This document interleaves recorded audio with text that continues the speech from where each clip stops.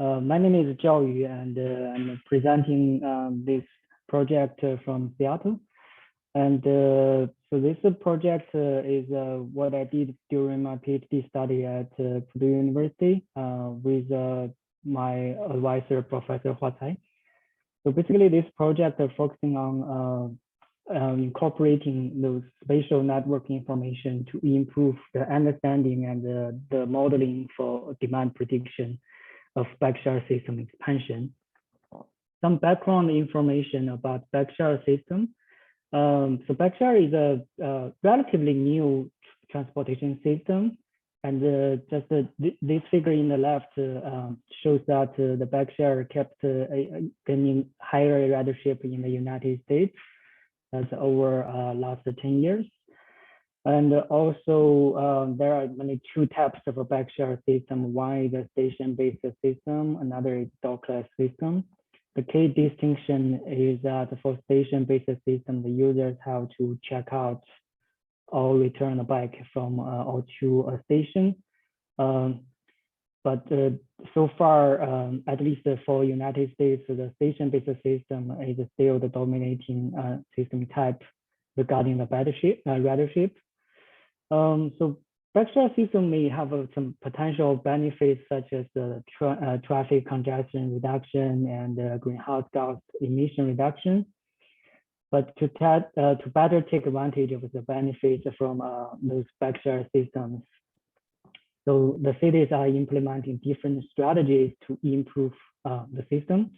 So one of the most important strategies is to expand the system. So here, regarding the station-based system, that's simply adding more stations. The figure in the right shows the number of stations for 3 major cities in the United States, which shows that they kept adding new stations year by year. And during this expansion process, one important thing for the planning decision is to predict the demand for those stations. And this will help the sizing of the new stations and preparing the operations. So far, there are very limited number of studies regarding the only specifically for the expansion demand prediction of backshare systems. These two are the most relevant ones. And there's one distinction between the expansion demand prediction versus the short-term demand prediction is that for expansion prediction, we actually don't have historical time series data of those new stations. So these studies have to rely on external data, such as the social, demographic, and the point of interest data to infer the demand for the new stations. These have some limitations. The first is very time consuming to collect and process those external data. And also since those external data, the availability of such data may vary in different cities. So that makes some issue to generalize the model to different cities. The second issue is that those existing studies didn't consider the station interactions. They simply assume that the demand for those existing stations will remain the same in the future when we add new stations. But actually, the new stations could also impact the demands of existing ones. They could compete with the nearby stations about the demand, or there could be some complement effects that the new stations may improve the availability of the stations in a local area, and that may encourage more usage of a backshare. So, such situations have been confirmed by some recent studies. Like this one, John have a general description of such interaction effects based on some data visualization. And Helen did some analysis and found that the new stations will compete with existing stations within the 0.5 miles, while for longer distance range, the 0.5 to 3.1 miles, they will have some complement effects. And for this study, we are trying to see how we can integrate the information of station interactions for the expansion predictions. The case study we chose is Chicago, since it's a very good example of system expansion. They just kept adding new stations year by year, and the figure in the right shows the newly added stations in each year. So they both extended the spatial coverage of the system and also increased the density of the stations in the central areas. The main model task we are trying to tackle is we will train a model using 1 month data for a specific year, and then we will predict the demand in the same month in the next year. That just mimic the process of a system expansion. And the target variable we are interested in is the backshot number for back withdrawals, and actually we take the average over a month and take the daily average as the target variable. This is a general level of demand, but this is sufficient for the planning purpose. And the feature we are using first is we call it a GEO. That's short for the geographic information. That's basically the latitude, the longitude information of each station, including the new stations. And then the EXT means the external data, including demographic data and the point of interest data. These are the features that are identified as very important features in previous studies. So here we use a population density and the per capita income data, and also for point of interest data, that's the number of bus stations, subway stations, restaurants, parking lots, and so on within a walking distance of each station. And to quantify the spatial network information, here we actually use introduce a concentric band station density, this dense feature. That's this is one example of how we construct a feature. For each target station, we construct a concentric bands at a 0.1 mile interval. So at each interval, we compute the number of other stations near that and up to 4.5 miles. This upper limit is selected since in historical data, 99% of the trips are within 4.5 miles. That means if the two stations have longer distance than this distance threshold, it's very unlikely that there are trips and interactions between the two stations. So we will train XGBoost models using different combination of features to understand different things. So first of all, we will simply only using the geographic information, and then we will try to add the density information to learn whether integrating those concentric band density information improve the prediction. And then we will see can we make a good prediction without those external information, and you're only using those geographic and density information. And last thing, we also tried simplify the concentric distance bands with only 2 bands from literature, from 0 to 0.5 and a larger distance band. So to see whether a fine grained distance band will improve the prediction.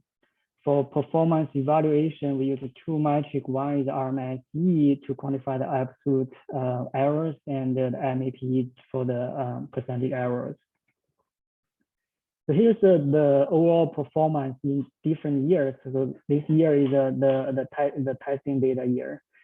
So generally, we see the models have a poor performance for large scale expansion in this 2015 year. So that's because in this year we expanded the system from 300 stations to 474 stations. That's about 60% of the increase of the number of stations.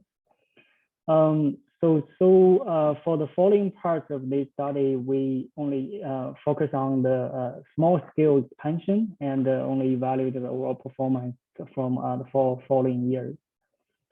And in the 4 following years, one general trend is that the GEO plus dense model has lower RMSE, while the GEO model has lower MAPE. And when we take a look at those details, we found that when we integrate the density information, it just improves the prediction in the central area. And this station 85 is one station in the central area. We see that after we integrate those density information, and the model knows that there are 3 new stations added in these 3 distance bands, it will adjust the prediction, and the prediction is closer to the blue perfect prediction line. But on the other side, for those outskirt low demand stations, the very simple model, the GEO model performs better in those outskirt low demand stations. So motivated by this observation, we just proposed one spatial eccentricity quantile-based ensemble model to further improve the performance. So here we introduce one more variable called spatial eccentricity, which is the average distance from one station to all other stations. So generally, if a station has a lower spatial eccentricity value, that means that station is in a more central area of the spatial network. So our logic is kind of simple, like we first identify a spatial eccentricity threshold. If a station has a spatial eccentricity value smaller than that threshold, we treat that station as a central station, and we'll use a more complex model with the density information. Otherwise, we think the station will be a rural outskirt area station, and we will predict it using the GEO model. So, but the next follow-up question would be, what is a good threshold for the spatial eccentricity? Here we use a different value for the quantile of the spatial eccentricity.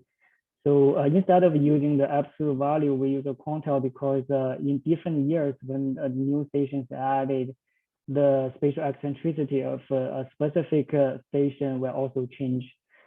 But the quantile will give us a sense of the relative range of this value. And we iterate different threshold values and find the threshold Q that yields the best overall performance in the training data.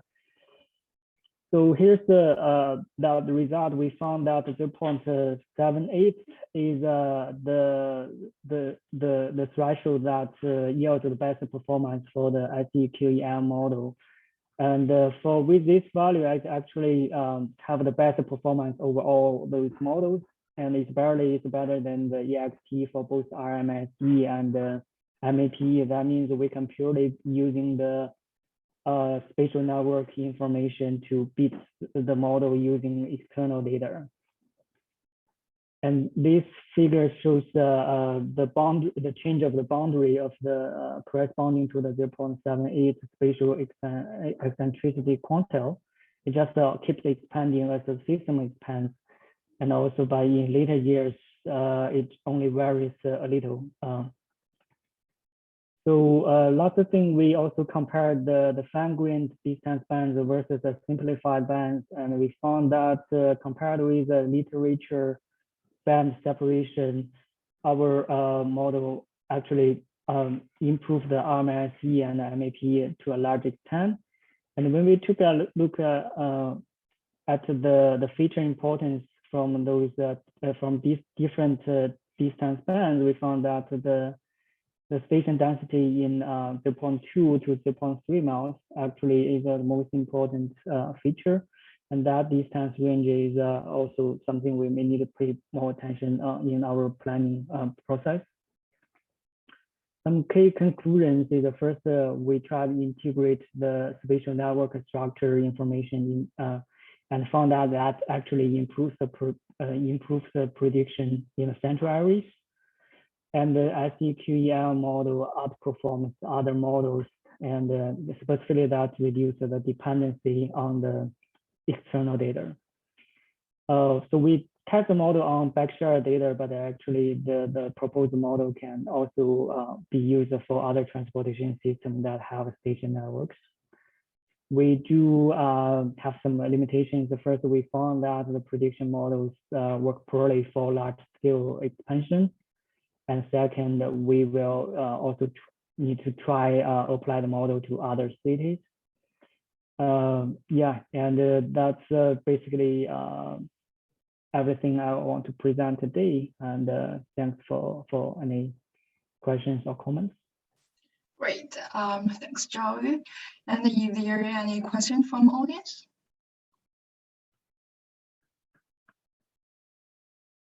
Great, we have one question in the chat box. So in the case figure on the right of page 6, case figure on the okay, maybe page 6, in this one, page 6. Yep. Yeah, the right point with large absolute error is usually at the edge. Does this mean that the edge information is not easy to predict, or they are noises? So let me see. So the red points with large absolute error is usually at the edge. So this is you mean the edge at this part, right? Yeah, I think but so. The red points are actually at the center of Chicago. So even it's some of the at the edge, but that's just near the lake. But that's actually the downtown and central area of Chicago. And when we also, like, if we compute the spatial eccentricity, that's actually the center of the network. But one thing to note is that those stations are also since they are in the downtown, they are also the high demand station. So high demand, that means the base value we want to predict is also higher. Like they have 100 trips per day, and the outskirt area could be just 1 or 2 trips a day. And when we compute the absolute error, like even the prediction difference is 10, the absolute error is much larger than those outskirt stations. And that's what we see from this figure. Okay, so maybe I think you can use you can normalize the absolute error, maybe since the different error has different demand. If you normalize the error, maybe you can give a better realization. Yeah, thanks for the suggestion. A very good suggestion. Yeah, and also that's also we not only using RMSE, we also care about the percentage error. So when we have that figure, it would be very different. I think I had that figure in my paper. So yeah, but sorry, I don't have it in the slides. Okay, cool.